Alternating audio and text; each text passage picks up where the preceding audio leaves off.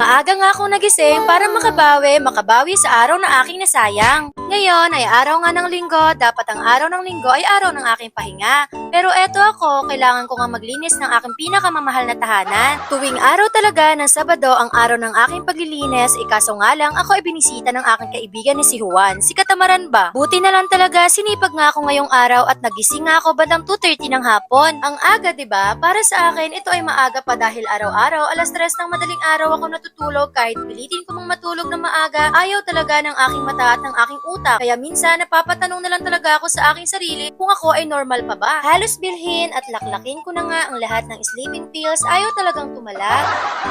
Binuksan ko na nga ang bintana para makita ko ang ganda ng umaga.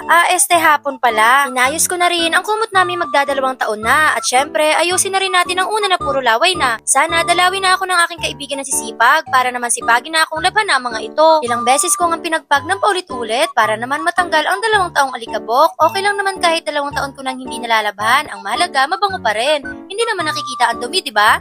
Joke lang po. Tatapon na nga lang ako ng basura, may batang sunod ng sunod nga sa akin. Hindi ko naman alam kung ano ang binubuntot neto. Bigyan ko nga ng piso ang batang ito para tumigil ang pagbuntot sa akin. May buntot naman siya. Sa dami nga ng pagkain na nakastack sa aming hanging cabinet, hindi ko na alam kung gaano nakatagal na nakatambay ang mga ito. Basta kapag ako ay nakaramdam na ng gutom, kumukuha na lang ako. Minsan nga hindi ko man lang tiningnan ang expiry date. Basta kung ano ang nandyan, maging thankful na lang. Halos araw-araw ko naman inaayos ang mga tsinelas pero dahil nga ako ay isang farm mom, hindi talaga may iwasan na lagi magulo ang aming bahay. Madadatnan ko na lang talaga isang pares na lang. Binuksan ko na rin nga ang aming pinto para naman makalanghap na rin ng fresh air ang loob ng aming bahay. Nilagyan ko na rin ng sunrocks at powder ang tubig na aking gagamitin sa aking paglilinis para nga matanggal ang amoy wiwi. Kailangan talagang lagyan ng sabon ang tubig na gagamitin. Konting tubig lang naman ang aking nilagay sa malaking lagayan para naman hindi ako mabigatan. Binuhos ko na nga ang tubig, halos lahat ng sulok ay aking nilagyan para lahat mabango at malinis.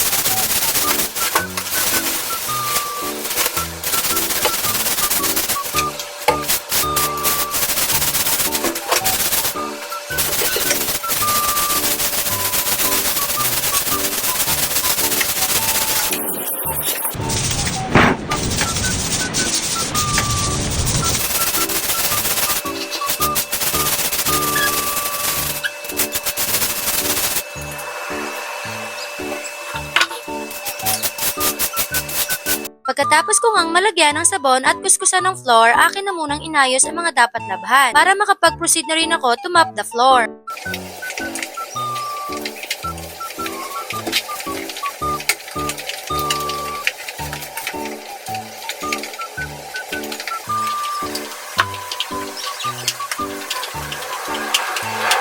Sa akin ngang pag-aayos ng dining table, may isang batang makulit na naman na gusto makipaglaro.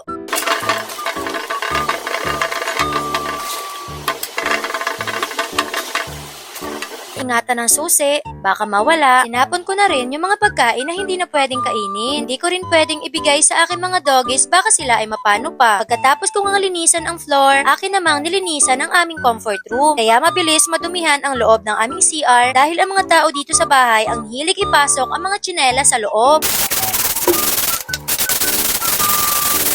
After brushing the floor, nilagay ko na nga sa tamang lalagyan ang mga kagamitan na ginagamit sa loob ng comfort room. Hinugasan ko na rin ang trash can at ang slippers for comfort room, pero ginagamit pa rin sa loob ng bahay. Ang astig, di ba? All for one for all. Wow! Noong ako nga ay natapos na sa kitchen, sa living room at sa comfort room, nilinisan ko na rin ang pinakamahalaga sa lahat. Syempre, ang bedroom.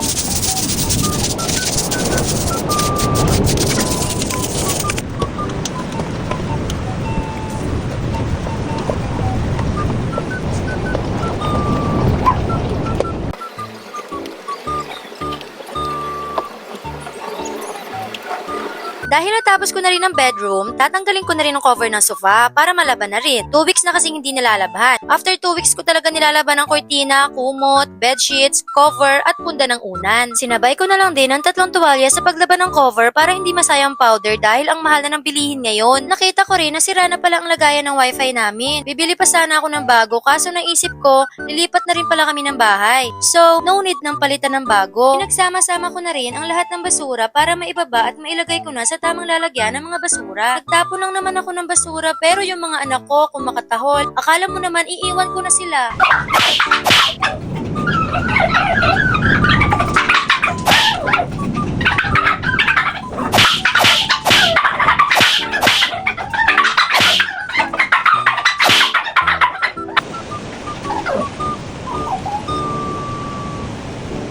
At sa wakas, dumating na nga ang mami nila na akala nila 10 taon na wala. Nagtapon lang naman ng basura. Ewan ko ba sa wind, nang re-rape yata siya? Diyos ko po, hindi ko man lang napansin na natanggal na pala sa pagkakasara yung top pajama ko. At nagutom na nga ang mga bata sa kakahintay sa mama nila. That's all for today guys. Thank you for watching.